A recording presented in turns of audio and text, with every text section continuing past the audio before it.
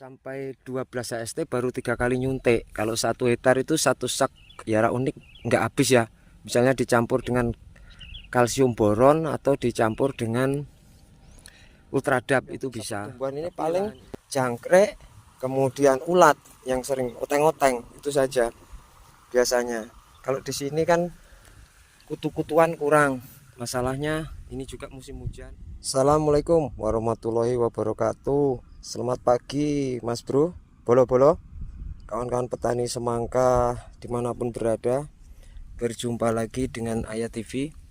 Alhamdulillah pagi ini kembali kita ngobrol bareng, belajar sama-sama di forum Ayah TV untuk budidaya tanam semangka, khususnya perawatan intensif di fase generatif atau fase-fase penting ya, pertumbuhan lah bahasanya seperti itu. Teman-teman, ini video meneruskan budidaya semangka kita sedari awal yang mana saya sudah menyelesaikan beberapa tahapan, yaitu pemupukan suntik hingga ke pemotongan pucuk. Jadi sahabat, ini sudah saya punggel atau saya potong pucuk. Untuk kali ini kita munggel ya, atau motong pucuk. Jadi ini sudah saya potong ini di sini. Pemotongan saya lakukan di 12 HST, sedangkan ini sudah berumur sampai hari ini 16 ya, 16 HST untuk varietas Sinfonsid.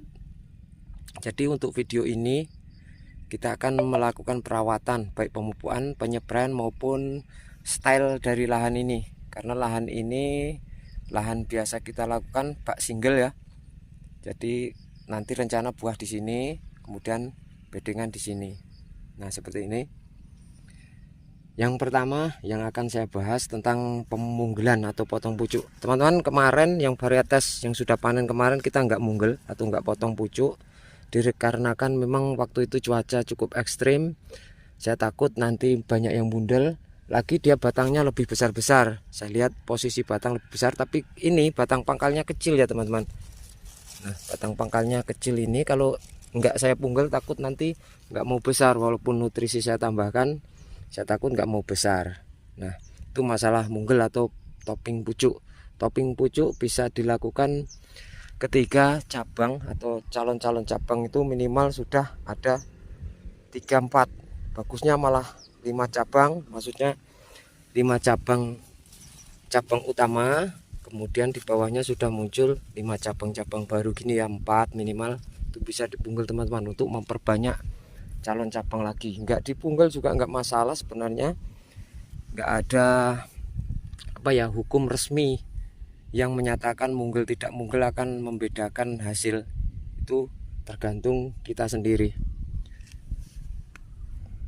Untuk fase ini juga intensitas penyemprotan harus sudah selesai teman, jadi cukup repot.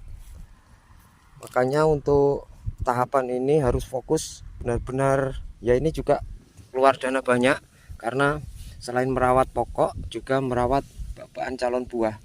Di sini harus, nah ini penyemprotan sudah saya lakukan untuk tepi mulsa sebelum golor turun. Jadi di bawah usia 15 hari untuk tepi mulsa ini sudah harus selesai ya. Saya menggunakan obat hijau untuk tepi mulsa, nanti di tengahnya besok sudah harus steril dengan obat sistematik untuk tengah, tapi posisi harus betul-betul nggak ada angin. Jadi walaupun pagi seperti ini, kalau ada angin kuat seperti ini, teman-teman jangan nyemprot, itu berbahaya sekali untuk obat sistematik. Jadi ini calon gambarannya ketika pucuk induk sudah kita punggel, maka cabang-cabang baru akan keluar banyak, dan ini mempermudah nantinya di pertumbuhan. Yang penting saya ingatkan, untuk sebelum munggel jangan dipupuk. Jadi jangan dilakukan pemupukan sebelum munggel. Kalau setelah munggel itu minimal 2 hari baru dilakukan pemupukan, agar tidak menjadikan pokok ini stres. Karena cabang utama sudah kita punggel kemudian kita pupuk, nanti berbahaya. Itu menyebabkan bundel atau bahasanya pucuk berhenti berjalan, karena nutrisi mandek di sini, cabang belum kelar ya, cabang belum bisa naik. Bahkan kalau perlu disemprot CPT atau recovery dulu setelah munggel. Itu pembahasan untuk perawatan secara spray. Dan juga teman-teman untuk yang menggunakan drip, usahakan kemarin video pertama baru kita coblos di sini ya, di lubang pokok. Nah, sekarang tengah sudah mulai bisa dikondisikan. Jadi kalau di lubang ini basah, tengah juga sudah mulai harus basah agar pokok ini kelembapannya terjaga. Nanti kalau ada yang kurang saya jelaskan, teman-teman bisa tanyakan di komentar ya. Kemudian sekarang membahas tentang pemupukan. Dan untuk pemupukan teman-teman, saya detailkan lagi. Karena lahan ini jumlah pokoknya ada sekitar 15.000. Biasanya saya nyuntik 3 kali ya, kadang sampai munggel. Tapi berhubung ini kurang orang, jadi anak cuma 2 orang yang jaga. Jadi terpaksa pemupukan kita sistem pom. Untuk lahan ini harusnya sampai 12 HST baru 3 kali nyuntik. Kalau 1 hektar itu 1 sak Yara Unik nggak habis ya. Misalnya dicampur dengan kalsium boron atau dicampur dengan ultradap itu bisa. Tapi lahan ini karena ya kurang orang, terpaksa kita pom. Jadi sampai hari ini 16 HST saya sudah melakukan 2 kali pengepoman, waktu itu dengan Magnewis dan ZA serta Yara Unik. Nah, kemarin sudah saya pom lagi.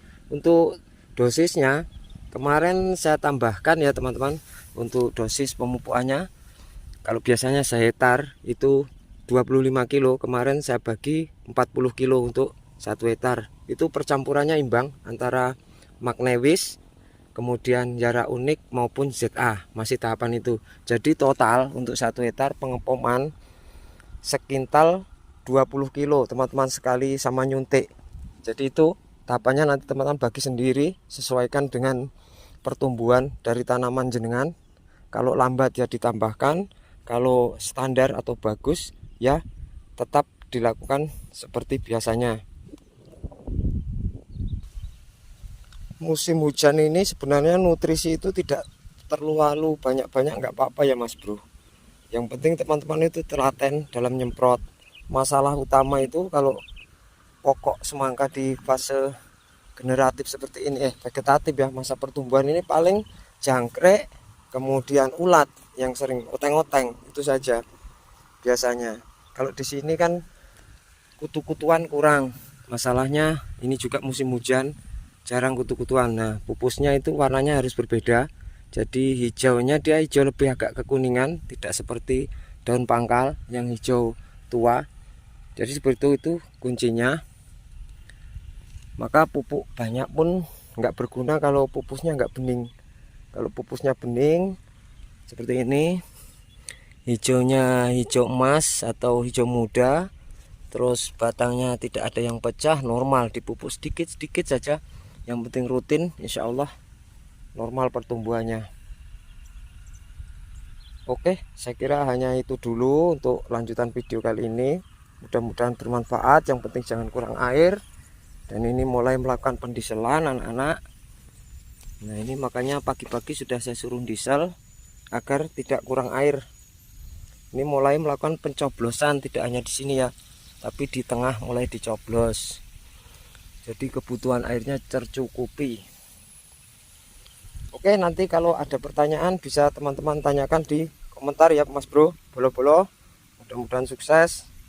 Dan saya akhiri, wassalamualaikum warahmatullahi wabarakatuh.